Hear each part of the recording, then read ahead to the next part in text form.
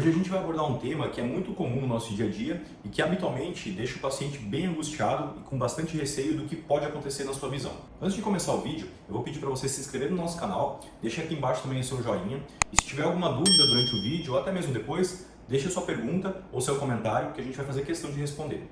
Eu sou o Dr. Maurício Cassual Monareto, sou médico oftalmologista na Oftalmologia Monareto. O tema de hoje é o derrame ocular. Antes de começar o vídeo, eu vou explicar que o derrame ocular que eu vou falar é o derrame que a gente vê. Não tem nada a ver com um derrame lá no fundo do olho, que pode ser causado por alterações vasculares de retina. O derrame ocular que eu estou falando é aquele que a gente vê o olho vermelho mesmo, né? O que isso significa? Antes de mais nada, eu já vou falar que ele, via de regra, não vai causar nenhum problema grave no teu olho. Ele acontece por fragilidade dos vasos que estão na região da esclera, superficiais da esclera.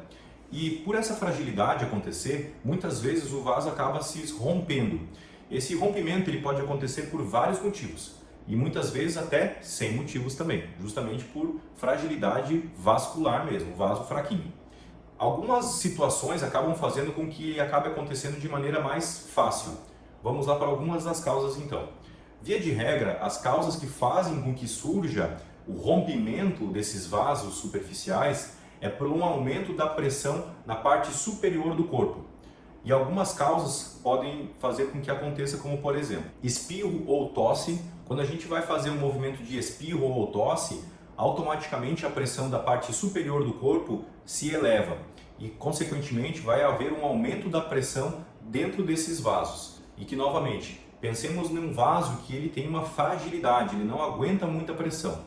Eu gosto de fazer um comparativo como se fosse um cano de água.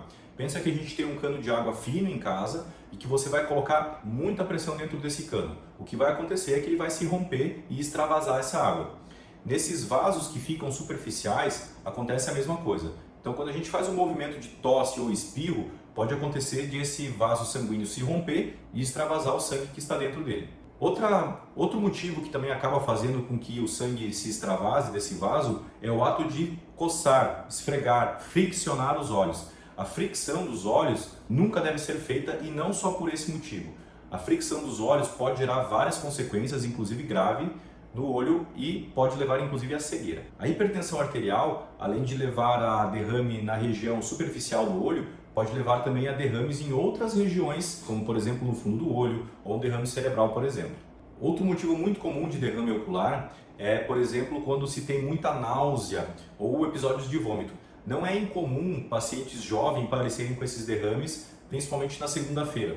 E o motivo acaba sendo bem óbvio. A pessoa acaba ingerindo um pouco demais de bebida alcoólica, no pós-festa acaba tendo episódios de vômito ou então de náuseas e acaba fazendo aquele reflexo de vômito. Isso também faz aumento da parte superior da pressão, né? Aumento da pressão da parte superior do corpo e acaba fazendo com que esses vasos se rompam. Em alguns casos também acaba acontecendo de a pessoa estar dormindo, foi dormir, estava tudo bem e acorda com o olho com esses derrames.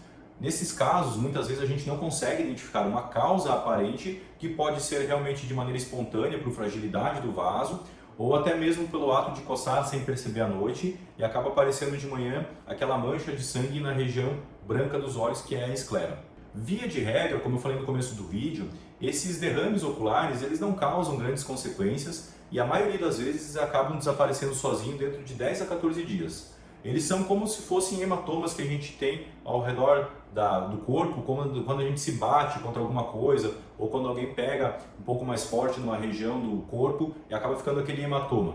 A gente muitas vezes não faz nada, só acompanha realmente. Em alguns poucos casos, quando esses derrames oculares acabam acontecendo de maneira repetida no mesmo sítio, a gente pode lançar mão de cauterização do vaso para que a gente faça a esclerose térmica desse vaso, ou seja, a gente vai lá e seca esse vaso com térmico, né, de maneira térmica, para que ele não ressangre de novo. Mas isso são situações muito raras na oftalmologia.